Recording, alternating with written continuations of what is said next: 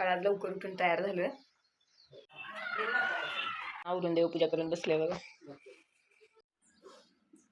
तुम्हाला सगळ्यांना आषाढ एकादशीच्या हार्दिक शुभेच्छा. मी तर खोबरं खिसते कारण प्रॅक्टिस करायचे उपवासाचे म्हणून. आमच्यात आज सगळ्यांचाच उपवास आहे.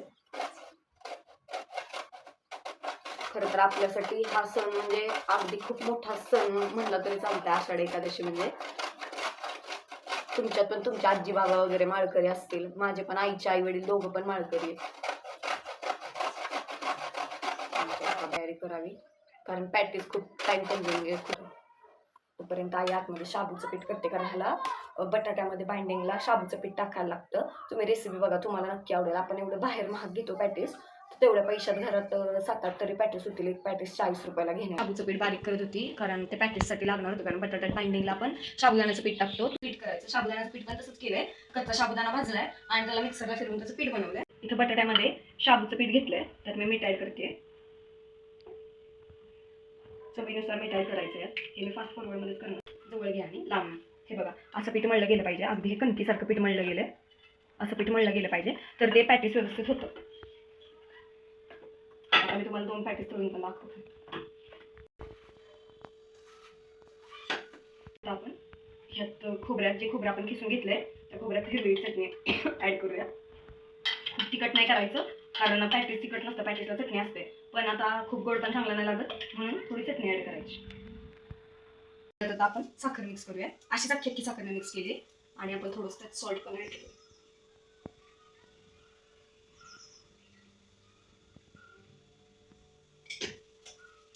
हे सगळं आपण मीठ मिक्स केलंय.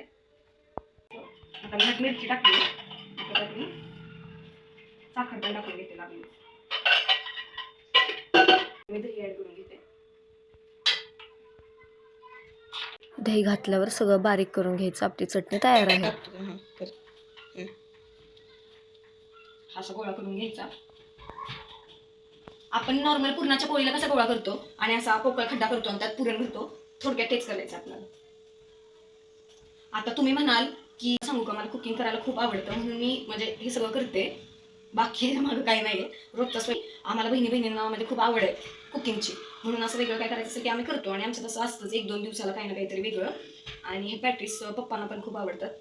बाकी काय त्यात अवघड नाही, तुम्हाला पण पटकन जमून जाईल. फक्त बटाट्यामध्ये आहे ना कन्सिस्टन्सी कणकेची नीट बघायची की तुम्हाला किती शाबूचं पीठ मिक्स करायला लागतं. मग तुमचं काय फसणार नाही. मग रेसिपी सारखं बंद करून द्यायचं.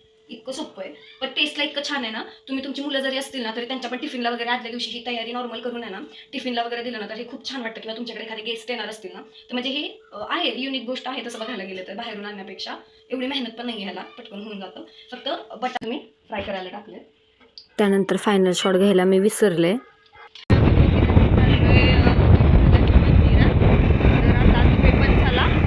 इथं आम्ही हार फुलं घेऊन मंदिरात गेलो आणि किती सुंदर डेकोरेशन केलंय बघा. मूर्त तर अगदी असं वाटतंय जिवंत विठ्ठल रुक्मिणी उभे राहिल्यासारखे आणि डोळ्याचं पांग फिटल्यासारखं वाटलं. तिथून आम्ही बाहेर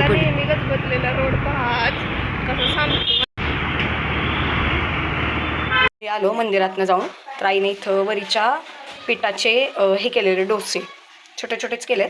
आता हे ती खाई चटणी बरोबर. चहा ठेवायला आलेले. आता म्हणले अर्धा कप चहा घ्यावा कारण आई कपडे धुत होती आणि आमू माझी बहीण ती देवाच्या फ्रेम पुसून घेत होती. म्हणलं आता इथं चहा ठेवावा. तर तुमचा सगळ्यांचा फराळ झाला का नाही हे नक्की सांगा मला. जस्ट मंदिरातून आलो ते तोपर्यंत इथं भांडी घेऊन घेते.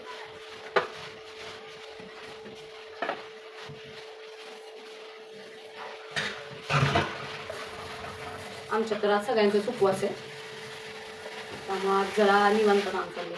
आज काय मशीन नाही लावली. आई तिच्या हाताने कपडे धुतले.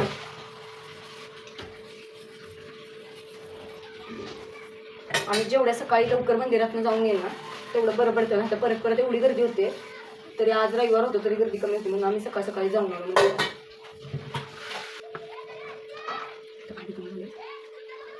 चहा तर मस्तपैकी उकळला. मला ना चहा खूप आवडतो. तुम्ही टी पर्सन आहात का कॉफी पर्सन आहात हे कमेंटमध्ये नक्की सांगा. बघूया आपण जास्त मेजॉरिटी कोणाची येते. तू चहा घेतला आणि आता पुढे बघा आषाढी एकादशीसाठी थोडंसं डेकोरेशन करतोय. म्हणजे माझी बहीण करते. तुम्ही तुम्हाला आता दाखवते. शेवटपर्यंत ब्लॉग नक्की बघा की आम्ही कसं डेकोरेट केलेलं. आमचं सगळं तयार करून रेडी झालं होतं.